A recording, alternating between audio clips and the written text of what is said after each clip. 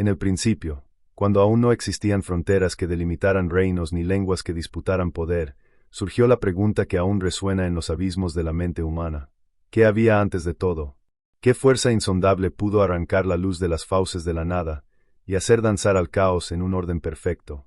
El Génesis se abre como una herida luminosa en la eternidad, revelando no un mito cualquiera, sino la raíz de todo cuanto respira y palpita.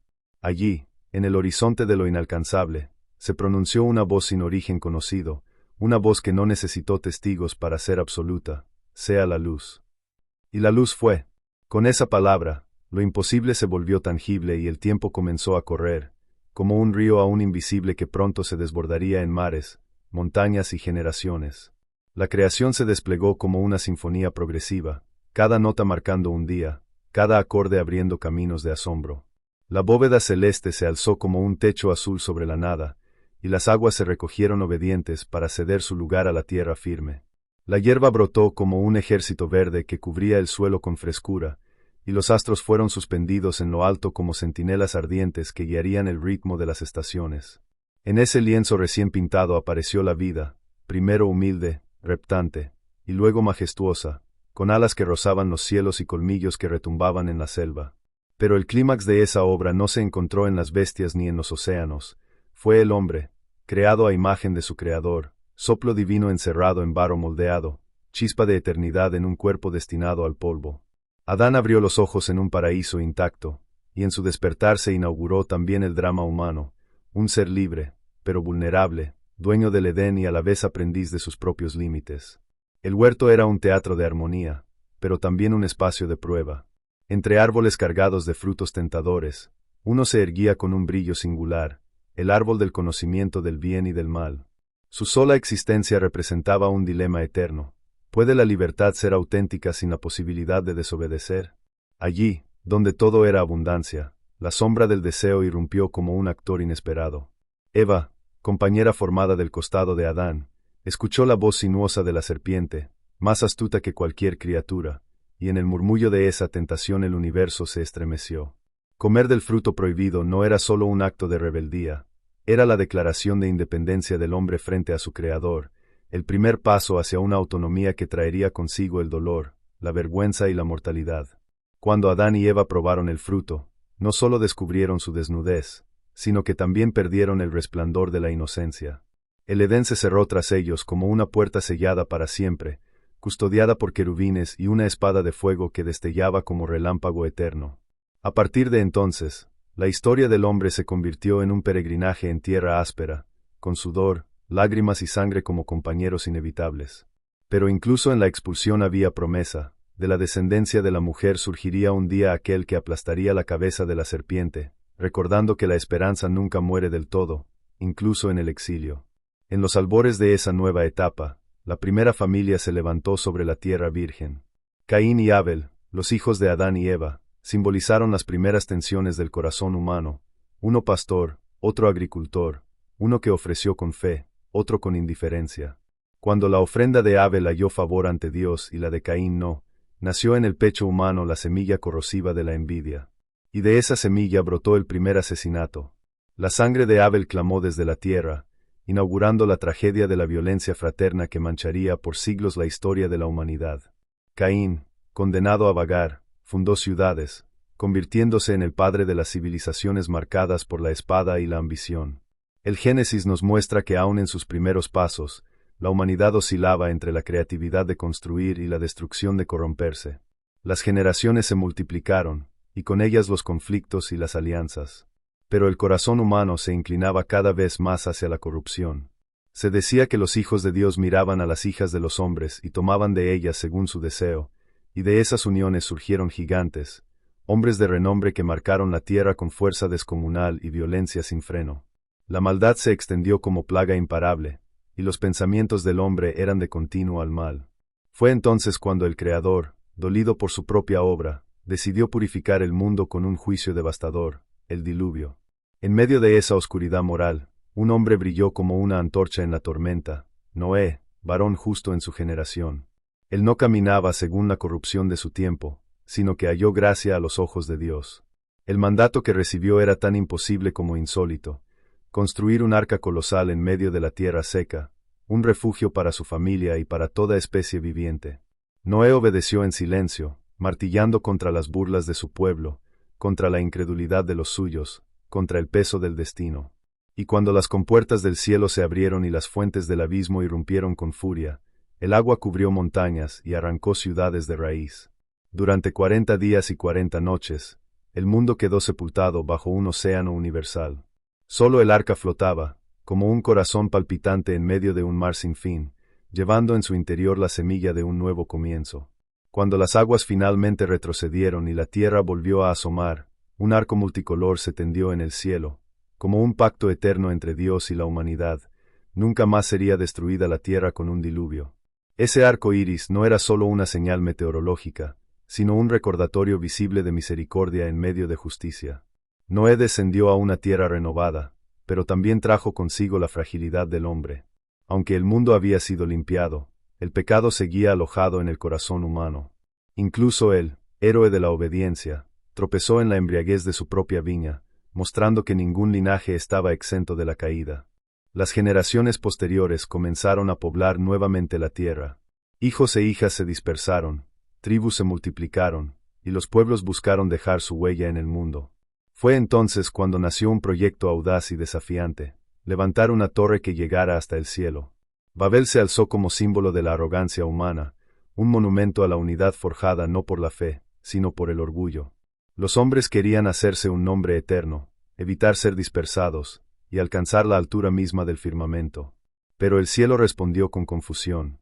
Las lenguas se fragmentaron en un coro caótico, y lo que había comenzado como un solo pueblo se dispersó en naciones. Allí nacieron las culturas, los idiomas, las diferencias que marcarían el destino de los continentes. Babel fue la herida que dividió a la humanidad, pero también el punto de partida de su diversidad. Hasta aquí, la narración de los orígenes nos revela un tejido dramático: la creación perfecta, la caída inevitable, la violencia fraterna, el juicio universal y la arrogancia colectiva. Cada episodio es un espejo que refleja no solo un tiempo remoto, sino la esencia misma del ser humano. Y sin embargo, en medio de la debilidad humana, una nueva historia comenzaba a gestarse, la de un hombre llamado Abraham, que sería llamado a dejar su tierra, su casa y su seguridad para convertirse en el padre de una nación y en portador de una promesa que cambiaría el curso de la historia. En un mundo aún joven, donde las tribus se dispersaban buscando tierras fértiles y donde cada clan erigía sus dioses de piedra, resonó una voz distinta, una voz que no provenía de ídolos mudos, sino del Dios eterno que había dado forma al universo. Esa voz se dirigió a un hombre sencillo, hijo de una familia de nómadas en Ur de los Caldeos, Abraham. No era rey, ni guerrero, ni sacerdote de renombre. Era, a los ojos de su tiempo, uno más entre las multitudes errantes. Pero en su corazón latía algo diferente, una disposición para escuchar y obedecer lo imposible. Y aquella voz le planteó un dilema radical: dejar la seguridad de su tierra, la casa de su padre, y marchar hacia un destino desconocido. Haré de ti una gran nación, le prometió, y en ti serán benditas todas las familias de la tierra.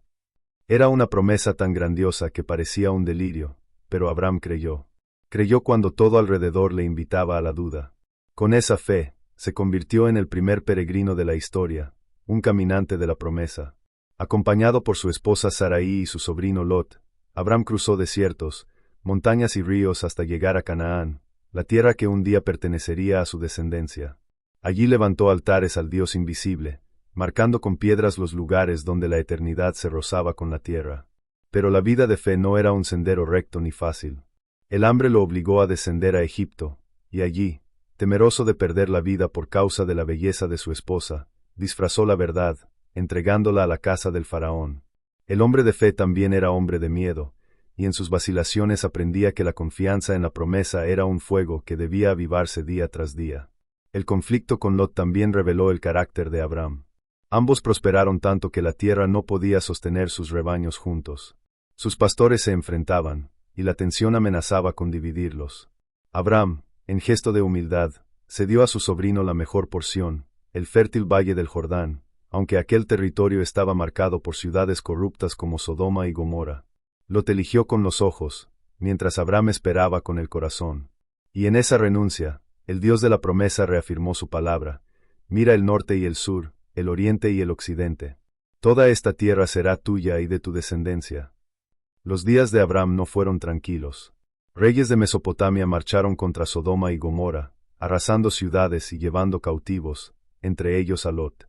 Abram, aunque no era rey ni general, se armó con hombres nacidos en su casa y marchó en una gesta audaz contra ejércitos poderosos. La victoria fue suya, y al regresar se encontró con una figura enigmática, Melquisedec, rey de Salem y sacerdote del Dios Altísimo. Le ofreció pan y vino, y Abram le dio los diezmos de todo. Fue un encuentro breve, pero cargado de misterio, un destello de eternidad en la historia, como si el futuro se asomara en aquel banquete sagrado. La promesa, sin embargo, tardaba en cumplirse. Abram envejecía, y su esposa, estéril, veía como su esperanza se marchitaba con cada arruga nueva en su rostro. El dilema se agudizó. ¿Cómo podía levantarse una nación de un vientre cerrado? Sarai, desesperada, entregó a su sierva Agar para que engendrara un hijo en su nombre.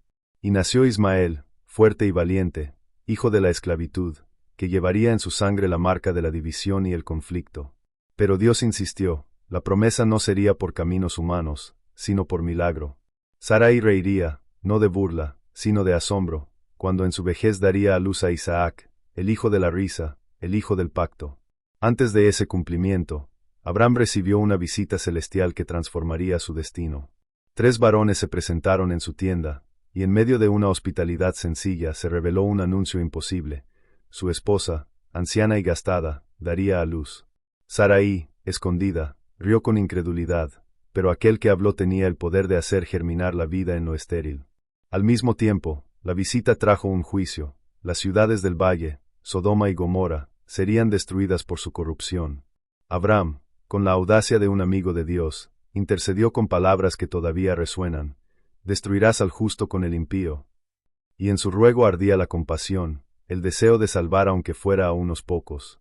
Pero las ciudades estaban podridas hasta los cimientos, y solo Lot y sus hijas escaparon, dejando tras de sí el eco de la sal en la figura petrificada de su esposa.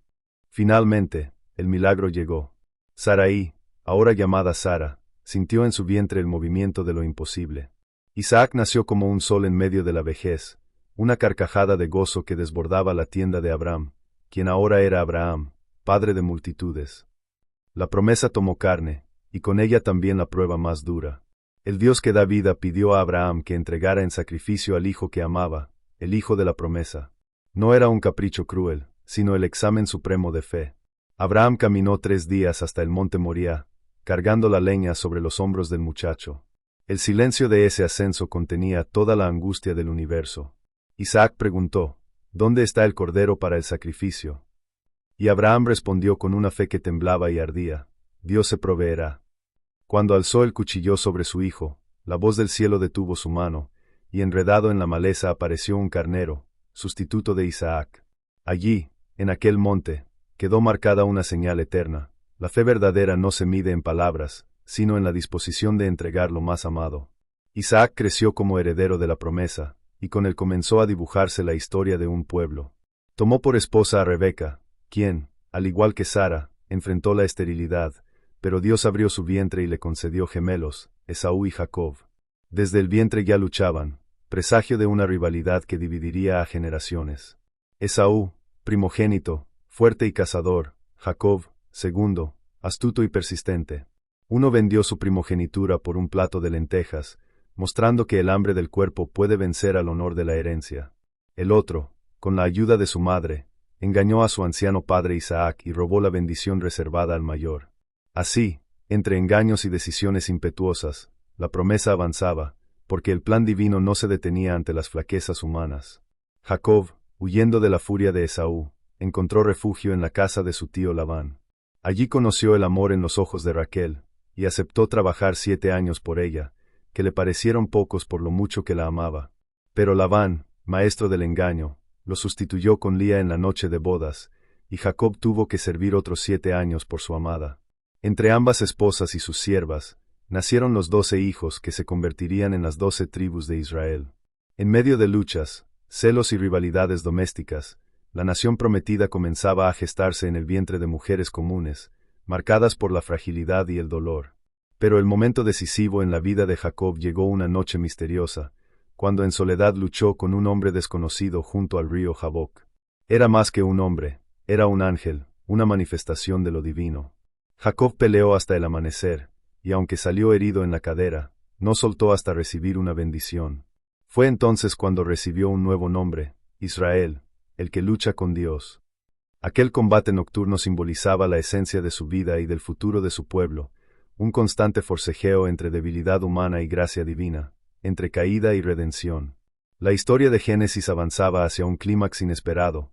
Uno de los hijos de Israel sería vendido por sus propios hermanos, bajaría a Egipto como esclavo, y allí, contra todo pronóstico, se convertiría en el Salvador de naciones. Su nombre era José, y en su destino convergerían la traición, la esperanza y la promesa que había comenzado en el llamado de Abraham. Entre los 12 hijos de Jacob, hubo uno que brillaba con una luz especial, José, el hijo de Raquel, la amada de su padre. Desde pequeño, su vida parecía rodeada de un halo distinto. Jacob, ya anciano, volcó en él un amor preferencial, regalándole una túnica de muchos colores, símbolo de distinción y de un destino diferente. Pero lo que para un padre era ternura, para los hermanos se convirtió en herida abierta, en un recordatorio constante de que José no era como los demás. La envidia creció como espina en sus corazones, alimentada por los sueños proféticos del joven, sueños en los que veía gavillas inclinándose ante él, o astros reverenciando su figura. Aquellas visiones, que hablaban de un futuro de grandeza, fueron interpretadas como arrogancia juvenil, y los celos se transformaron en odio. Un día, mientras José iba en busca de sus hermanos en los campos de Siquem, la oportunidad de saciar ese odio se presentó. Lo despojaron de su túnica brillante, lo arrojaron a una cisterna vacía y deliberaron sobre su destino. Algunos querían matarlo, borrar de raíz la sombra de sus sueños. Otros, más calculadores, vieron en él una mercancía, lo vendieron a unos mercaderes ismaelitas que se dirigían a Egipto. Así, el hijo amado se convirtió en esclavo, arrancado de su tierra y de los brazos de su padre, cuyo llanto inconsolable se escuchó en las tiendas por largos días. Los hermanos, con manos manchadas de traición, presentaron a Jacob la túnica ensangrentada de José, haciéndole creer que una fiera lo había devorado. La mentira se clavó como puñal en el corazón del patriarca, que descendió al duelo con una amargura que no conocería consuelo. En Egipto, José fue vendido a Potifar, oficial del faraón y capitán de la guardia. Allí, en la casa de un extranjero, el esclavo demostró su temple. La bendición que lo acompañaba hizo prosperar todo lo que tocaba, y pronto se ganó la confianza de su amo, quien lo puso sobre toda su casa. Pero donde brilla la virtud, la tentación acecha. La esposa de Potifar, seducida por la belleza del joven hebreo, lo acosó con insistencia. José resistió, aferrándose a su integridad, hasta que un día huyó dejando su manto en manos de la mujer. Esa prenda, usada como falso testimonio, lo condenó injustamente a la prisión. De hijo amado a esclavo, de esclavo a prisionero, parecía que el destino de José era descender sin remedio. Pero incluso en las sombras de la cárcel, la luz de su carácter no se apagó. Se convirtió en intérprete de sueños, en consejero de los olvidados, en un hombre cuya sabiduría parecía venir de un lugar más alto que su celda. Fue allí donde conoció al copero y al panadero del faraón, encarcelados por ofender a su señor. Cada uno tuvo un sueño, y José, con serenidad y certeza, les reveló el significado. El copero sería restituido, el panadero ejecutado. Y así sucedió, aunque el copero, en la prisa de su restauración, olvidó la promesa de recordar a José. Pasaron años, y el joven prisionero permaneció en el anonimato, hasta que el mismo faraón se vio atormentado por sueños enigmáticos, vacas gordas devoradas por vacas flacas, espigas llenas consumidas por espigas marchitas. Ninguno de los sabios de Egipto pudo descifrarlos. Fue entonces cuando el copero recordó al hebreo olvidado en la cárcel. José fue llamado a la presencia del rey más poderoso de la tierra, y allí, con humildad, declaró: «No está en mí, Dios será quien dé la respuesta de paz al faraón». Su interpretación fue tan clara como aterradora. 7 años de abundancia serían seguidos por 7 años de hambre devastadora. Y no solo interpretó, sino que ofreció una estrategia: almacenar durante los años de bonanza para sobrevivir en los de escasez. El faraón, impresionado por la sabiduría del joven, lo elevó de la prisión al palacio, vistiéndolo con lino fino, colocándole un anillo en la mano y una cadena de oro en el cuello. José pasó de ser esclavo olvidado a convertirse en gobernador de Egipto, segundo solo después del faraón. Su ascenso fue meteórico, pero no fruto del azar, era el cumplimiento silencioso de aquellos sueños juveniles que sus hermanos habían despreciado. Durante los años de abundancia, los graneros de Egipto se llenaron bajo la administración de José. Cuando la hambruna golpeó con fuerza no solo a Egipto, sino también a las tierras vecinas, la noticia corrió como río desbordado: en Egipto había pan. Y fue ese hambre el que llevó a los hermanos de José, los mismos que lo habían vendido, a presentarse ante él en busca de alimento. Vestidos de necesidad, entraron en la sala del gobernador, sin reconocer que aquel poderoso hombre era su propio hermano. José, en cambio, los reconoció de inmediato. Y en ese momento se abrió un conflicto interior de proporciones épicas: vengarse o perdonar, recordar el dolor o cumplir el propósito. Los puso a prueba, exigiendo que trajeran a Benjamín, su hermano menor, y simulando dureza para medir el corazón de quienes lo habían traicionado. El proceso fue largo, cargado de tensión y lágrimas ocultas. José, aunque disfrazaba su rostro con severidad, se retiraba en secreto a llorar, conmovido por el recuerdo de su familia. El clímax llegó cuando Judá, uno de los mismos que lo había entregado, se ofreció como esclavo en lugar de Benjamín, mostrando que el corazón de los hermanos había cambiado. Fue entonces cuando José ya no pudo contenerse más. Entre sollozos que hicieron temblar los muros del palacio, reveló su identidad: yo soy José, vuestro hermano, al que vendisteis a Egipto. El silencio se tornó en asombro, y el asombro en llanto colectivo. Pero en lugar de reproche, José pronunció palabras que aún resuenan como eco de redención: vosotros pensasteis mal contra mí, mas Dios lo encaminó a bien, para salvar la vida de muchos. Lo que había comenzado como traición se convirtió en instrumento de salvación. Lo que los hombres usaron para destruir, Dios lo transformó en bendición. Jacob, al enterarse de que su hijo amado aún vivía, emprendió el viaje hacia Egipto. Anciano y debilitado, encontró fuerzas nuevas para abrazar a José en una escena cargada de emoción y lágrimas. La familia entera descendió a Egipto, 70 almas en total, acogidas en la tierra de Gosén, donde prosperarían bajo el amparo del hijo que había sido desechado. Jacob, antes de morir, bendijo a cada uno de sus hijos, trazando con sus palabras el destino de las tribus que llevarían su nombre.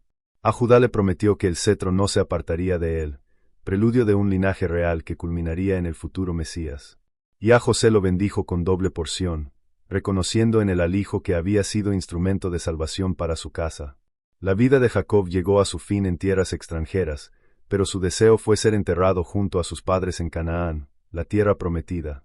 Su funeral fue un cortejo imponente, acompañado por carros y soldados egipcios, reflejo de la honra alcanzada gracias a la fidelidad de su hijo.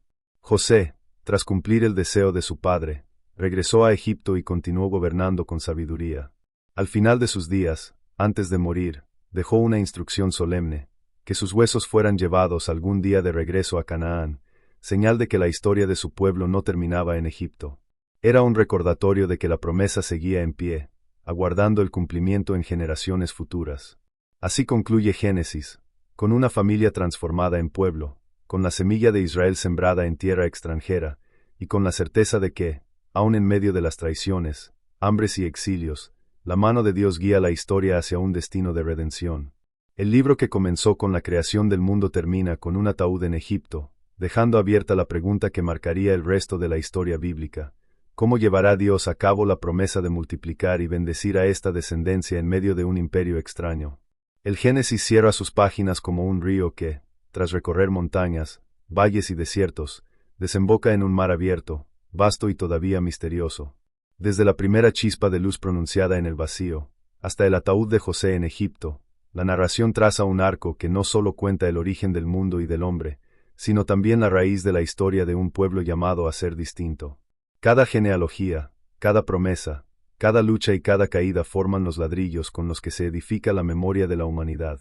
El Génesis no es simplemente un relato antiguo, es un espejo donde el hombre descubre su fragilidad y, al mismo tiempo, su grandeza como portador de un destino divino. Los descendientes de Abraham, Isaac y Jacob habían entrado a Egipto como una familia de pastores. Allí fueron recibidos como huéspedes distinguidos, protegidos bajo la sombra de José, el hijo que se convirtió en Salvador. Pero Egipto no era la tierra prometida, Era un refugio temporal, un escenario transitorio donde la semilla de Israel debía multiplicarse antes de germinar en plenitud. La estadía en esa tierra extranjera contenía ya un presagio: la comodidad podía convertirse en cadena, y la abundancia en esclavitud. José lo sabía, y por eso, en el ocaso de su vida, ordenó que sus huesos fueran llevados algún día a Canaán. Su testamento era más que un deseo personal, era un recordatorio de que el pacto de Dios no estaba atado a las riquezas de Egipto, sino a una promesa que trascendía fronteras y generaciones. El Génesis, entonces, no concluye con un cierre perfecto, sino con un suspenso sagrado. Nos deja con un pueblo que empieza a florecer, pero fuera de su tierra. Nos deja con patriarcas muertos, pero con una promesa viva. Nos deja con un féretro en Egipto, pero con la certeza de un futuro retorno. Es como si el libro nos tendiera una antorcha encendida, invitándonos a seguir corriendo en la oscuridad hacia la siguiente etapa de la historia, que será narrada en el Éxodo. Y esa estructura es intencional, porque el Génesis no pretende ser una conclusión, sino un fundamento. Al mirar atrás, desde la altura de su desenlace, se distinguen con claridad los grandes pilares que sostienen su relato. El primero es el pilar de la creación. Allí, el Génesis nos recuerda que la vida no es fruto del azar, sino de un diseño lleno de propósito. El universo no nació de un accidente, sino de una palabra pronunciada con intención. Esa visión marcó para siempre la forma en que el hombre entiende su existencia, no como polvo insignificante, sino como criatura amada, con dignidad y responsabilidad. Ser imagen de Dios implica ser administrador de la tierra, protector de lo creado, y, al mismo tiempo, buscador de lo eterno. El segundo pilar es el pilar de la caída. El relato del Edén no solo explica un suceso antiguo, sino la condición presente de toda la humanidad. El hombre fue creado para vivir en armonía, pero eligió la independencia, y en ese acto nació el dolor, la injusticia y la muerte. Génesis revela que la raíz de la violencia, del egoísmo y de la corrupción no está en sistemas políticos o estructuras externas, sino en el corazón humano. Al mismo tiempo, en medio del juicio, aparece una promesa: la descendencia de la mujer que un día vencería a la serpiente. Desde las primeras páginas, la esperanza se entreteje con el dolor. El tercer pilar es el pilar de la promesa.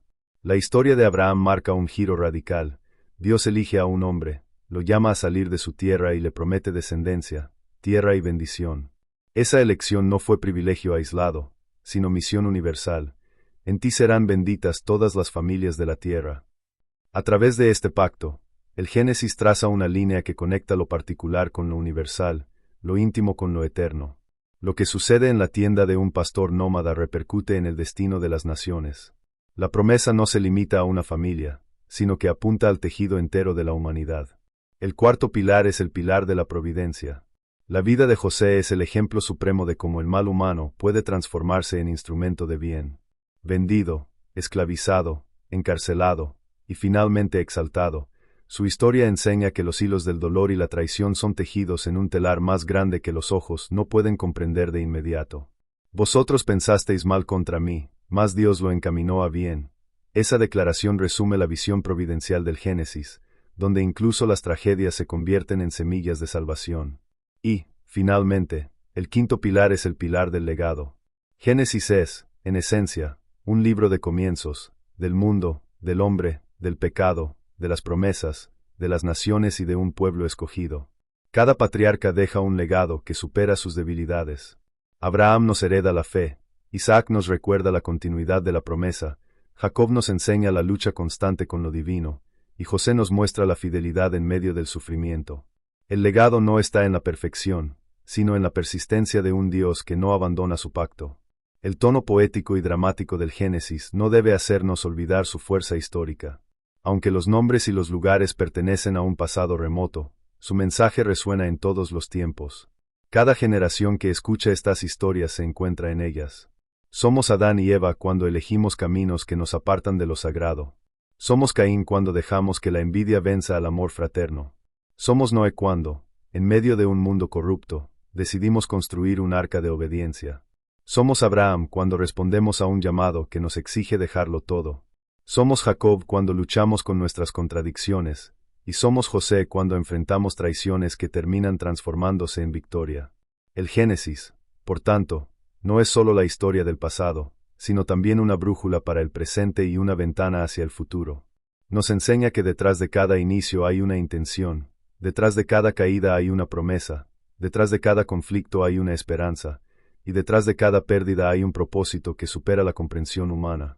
Es un libro que no se puede leer solo con los ojos, sino con el alma, porque en sus páginas palpita la esencia de lo eterno. El ataúd de José en Egipto es, entonces, más que un final, es un símbolo. Representa la tensión entre lo que ya ha comenzado y lo que todavía no ha sido consumado. Representa la fe que mira hacia adelante, la certeza de que el futuro guarda un cumplimiento mayor. Así como José pidió que sus huesos fueran llevados a Canaán, el pueblo de Israel llevará siempre en su memoria que su destino no está en la tierra de los faraones, sino en la tierra prometida por el Dios que no miente. De esta manera, el Génesis nos entrega su legado, un relato épico que une el cielo y la tierra, lo humano y lo divino, la caída y la esperanza. Es el relato que explica no solo de dónde venimos, sino también hacia dónde nos dirigimos. Nos recuerda que cada vida, por pequeña que parezca, forma parte de una historia más grande, y que detrás de los enigmas y las sombras de la existencia, hay una mano invisible que guía el curso de la historia hacia un destino de redención.